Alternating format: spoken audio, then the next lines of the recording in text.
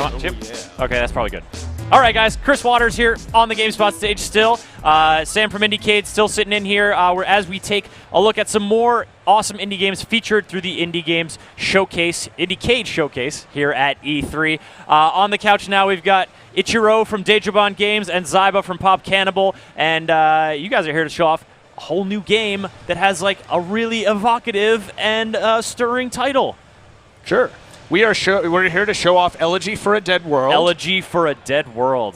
Man. It is a game in which you are a writer, and the conceit of the game is you explore long-dead civilizations based on the works of British Romance-era poets, and then you write about them. Oh, okay. So, so you find the source material in like Xanadu or something like that? Yeah, so we got three. Well, I'll let Zyba talk about the source material. Three British Romance poets. Shelley, Keats, and Byron, and they each wrote these really moving poems about end times, the end of the world, and their end of their lives.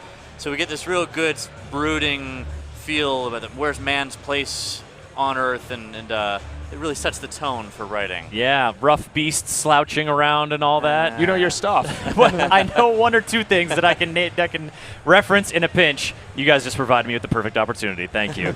All right, so we're taking a look here at Elegy for a Dead World, and set the stage for us, Zyba. Where are we at? So you walk along, you observe what you will want to perceive or imagine was the story of this place.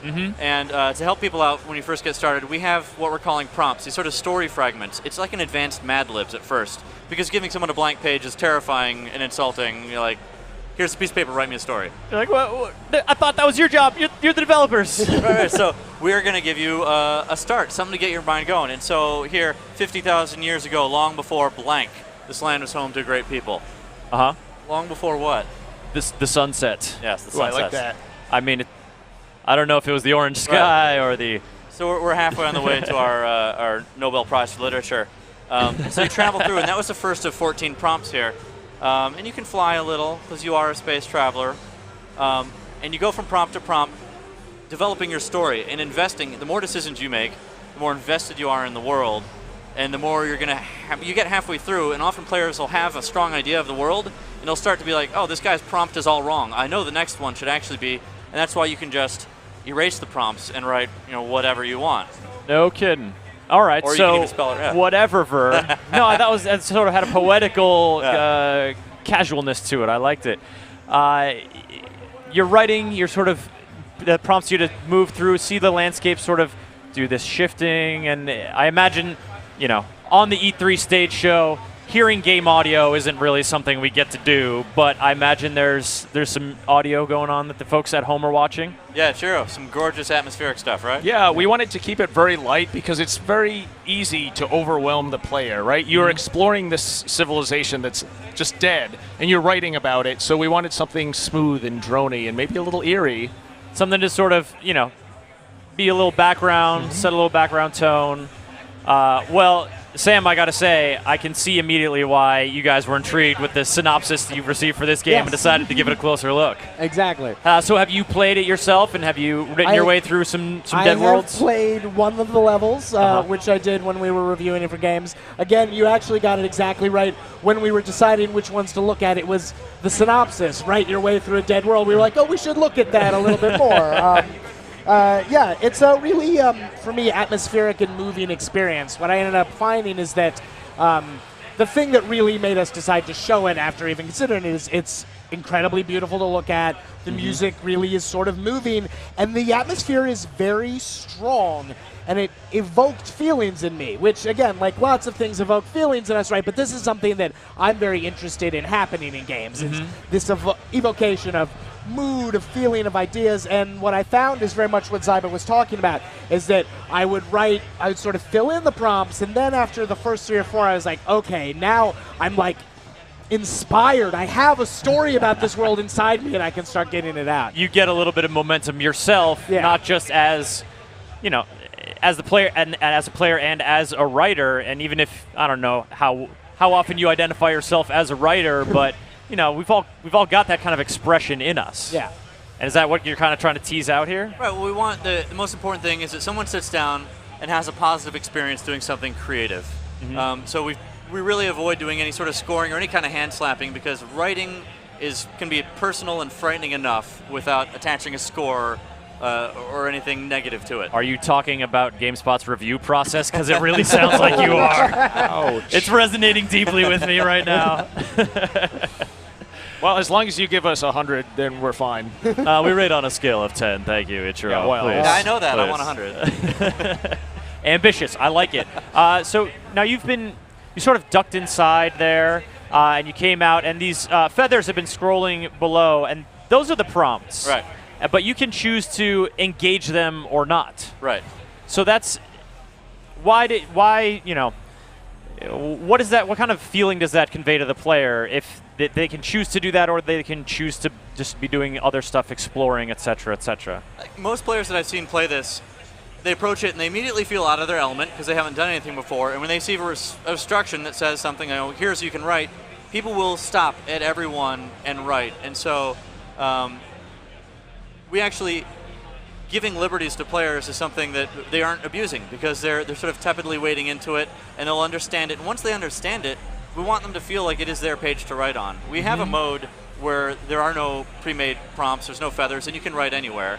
And that's for the professionals. And the people who come to us and like, I write for a living, I'm going with this mode. I've seen them sit down and write 3 pages at every stop they go. No kidding. Yeah. So almost letting players use it as, like a tool to avoid writer's block, just a creative endeavor, outside of the whole, even the fiction of these worlds and this place that you've created.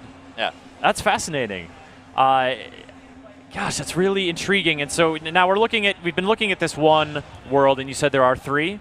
What was the inspiration, for you yourself to pick, to tease these worlds out of these works of literature, and then to, basically enter into this agreement with the player where you, the developer, have done some creating, but you are also saying you gotta come here and create with me.